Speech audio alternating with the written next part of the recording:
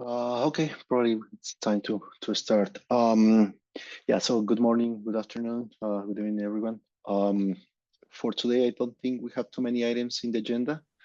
Larry is not joining today. Let's start. Please, if you have any other items pending for today, please add it in the agenda. For now, I'm going to start with three main things that we have for SD core, Hey, Gabriel. Ether on ramp. Yes. Would you mind sharing your screen? That's a good point. Sure. Give me 1 sec. You probably also want to publish your details to the sheet. It's got a blank right now. Okay. Let's see. Well, I think as long as he's sharing, we can see what the agenda is. It's just a right. matter of everyone able to see, and then for the recording too. Yeah. Sorry, my bad. Perfect. Thank you. Okay, so I guess you can see my screen now. Yeah, so three things for today. What I have so far. Again, if you have anything else, feel free to start adding it to the agenda. A quick update for the SD core, something also an update that we have for the on-ramp, and some update that Christian mentioned about the debugging session that we're going to have regarding the SD core and the Ericsson GNOB. So for the SD core, we have two kind of important things in here. Did I do something? Yeah.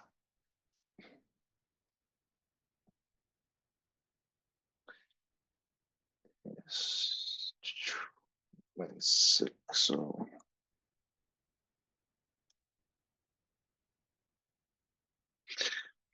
Yeah, so SD core, we have two primary things. One is we have updated Helm chart, so it's a PR open where we have made lots of improvements to the Helm charts from the perspective to the images. We made the images to have to be able to parameterize the path for the configuration file. In general, also, so this is something that we added to the images last week, and this change is now reflected into the Helm charts, and this needs to be merged soon. So I understand Ajay was reviewing it, so as soon as he finishes the review, we can merge this PR. That includes also, for some reason, the original Helm charts, we were using extension conf for the configuration files, but in general, we know that those are YAML files, so we updated the configuration and the Helm charts to reflect that. And also we made a few more improvements regarding the volumes and where these files are being stored and where the config map puts these configuration files and these shell scripts that are used during the deployment of the SD core. This is kind of like a big PR, so it's gonna take some time for Ajay to go over it. But I have tested all the different changes and everything's working fine on that. The other second important part in here is as per release 16, the TAID allocation is done by the UPF. In our case, we still had the SMF doing the allocation. The canonical team opened a PR for the SMF at UPF to enable this capability, and that's something that I was gonna review before I joined the meeting. Hopefully we have completed this. Is any comment? So I think, okay, can you share that PR in this chat? Sure. Give me 1 sec. Yeah, okay. I don't see my screen. Hey, Gabriel, this is Hongwei from Iowa State. Just a curiosity question. For SD core, do we know that it already has supports NRDC or release 17 features in general? Or that's to be tested? At the moment, we're in the process of upgrading the release, the 3GPP release to release 18. So we haven't completed that yet, but that is kind of like we are in process of doing. Oh, okay. So just make sure I understand. So release 17 is already there. We are actually working. No, it's not there yet. Okay. Yeah. Okay. Maybe I misheard you. I saw you may mention the release 18. What you actually meant that? Well, I misheard you. We are working towards release 17. Okay, so there are two things. What I was mentioning about the UPF and SMF, that is Mhm. basically a feature that was happening as per release 16. So Mhm. that's something that's being implemented, right? Mhm. And then besides this, what we are doing is we're working on the background to move for the SD core to release a 18. So Mhm. basically, currently, most of the code is release 15, and we have certain components that are release 16. So it's to I move to see. release 18 instead of going to release 17 and then move again to the release 18. I see. Yeah. Let me just 1 sec so I can share. Do you mind, Ajay? Do you mind if I share this later with you? These two links, I guess for the SMF and UPF, I guess you need, right? Yeah, that's fine. Yeah. Okay. Yeah, just give me 1 sec. I lost my here.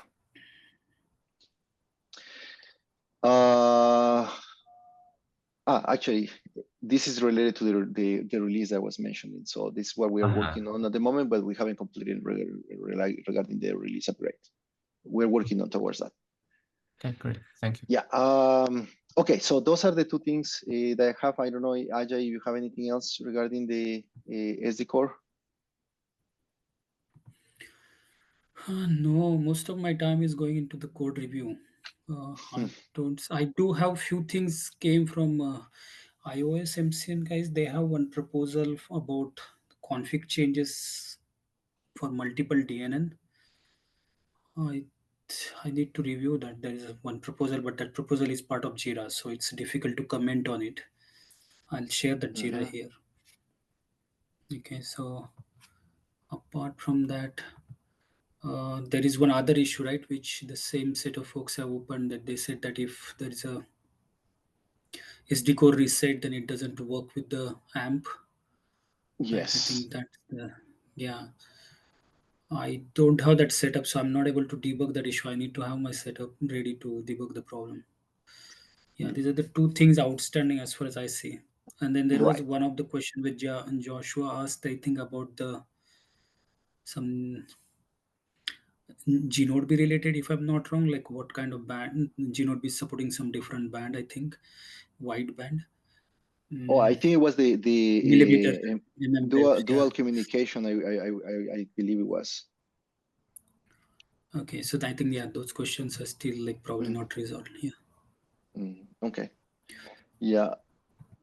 So then the next part from the SRA, the Ethereum ramp, in our team, Suresh specifically created the SRS run blueprint for on-ramp. We have tested internally. He opened a PR as part of the whole thing, and also opened the PR related to the on-ramp itself. And since there is no official images for SRS Run from SRS Run team, we created locally some images and we push it into the Ether project registry. So we also have this a small repository for SRS Run for the Docker images of SRS Run to create basically the Docker files. And we're gonna kind of have these to kind of create these images as needed, and we need to kind of add the automation for that part. So to be able to, for us to push these images to Docker Hub, to any of the Ether registries that we have in Docker Hub, or Ether project organizations that we have in Docker Hub, do you mind to set up the secrets that are required for that? Yeah, that should be fine. I'll handle it this afternoon. The same secrets as exist for the other repos, right?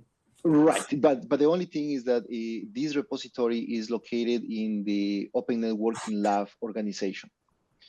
So I had a call with Larry last week to see whether there were any secrets already at the organization level, and I didn't see any secrets configured at the organization level. So probably we may need just to configure these secrets at the repository level for this specific place, because typically from the Open Networking organization, we are not pushing any images, right?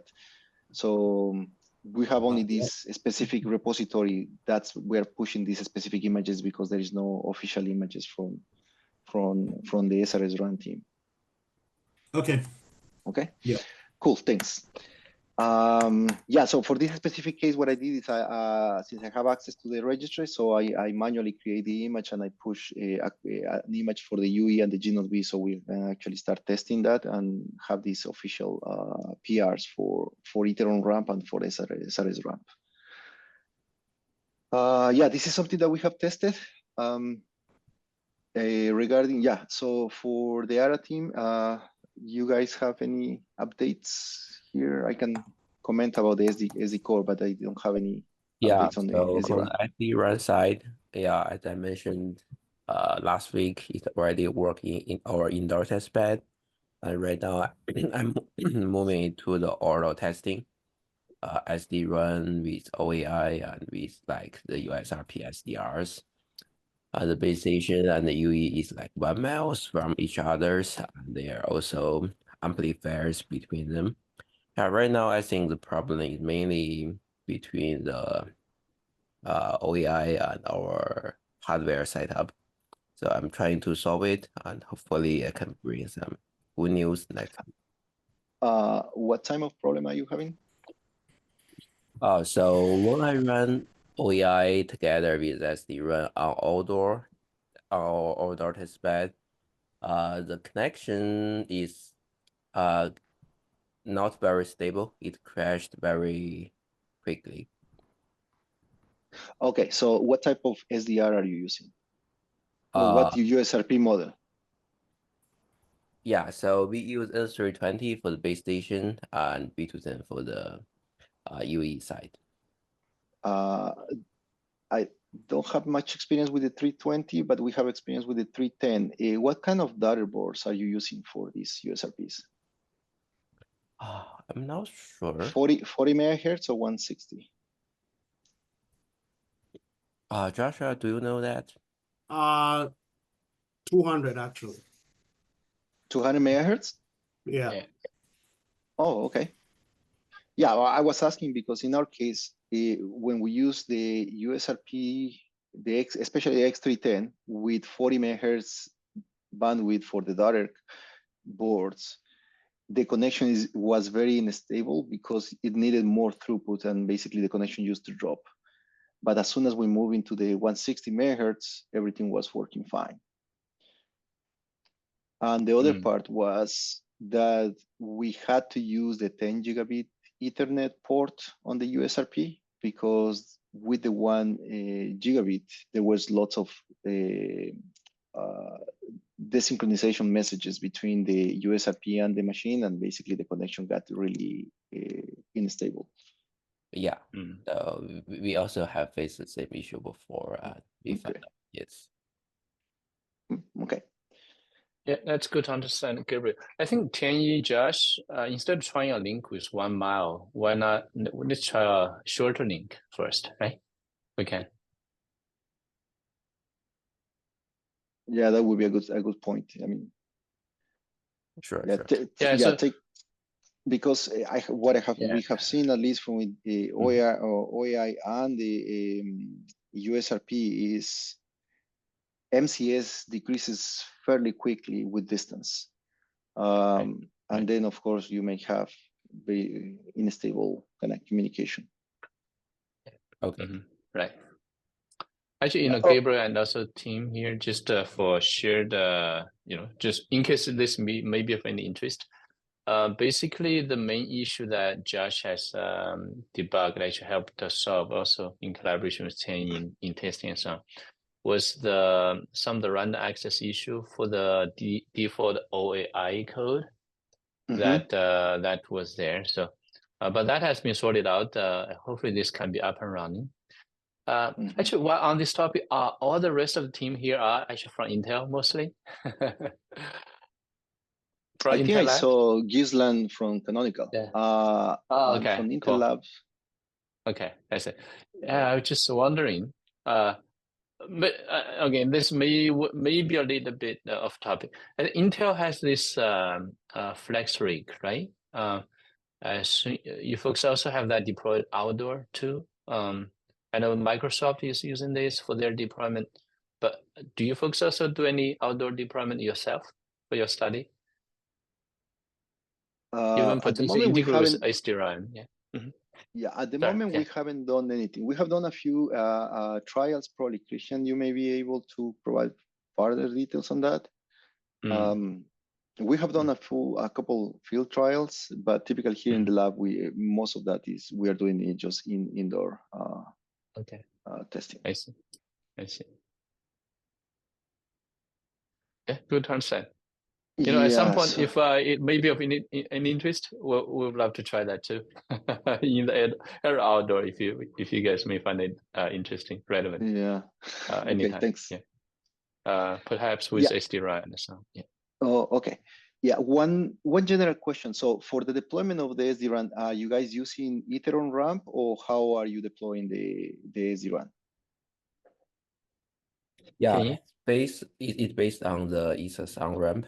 Yeah, we read some extra information from Wujun to like what OEM version we want to use. Okay. Mainly it's based on ramp. Yeah. Oh, okay. Basically on ramp. Okay, cool. Now, yeah. So the other part, Joshua, if you wanna jump in about the SD core and Ericsson debugging, or if not, I can give a brief update.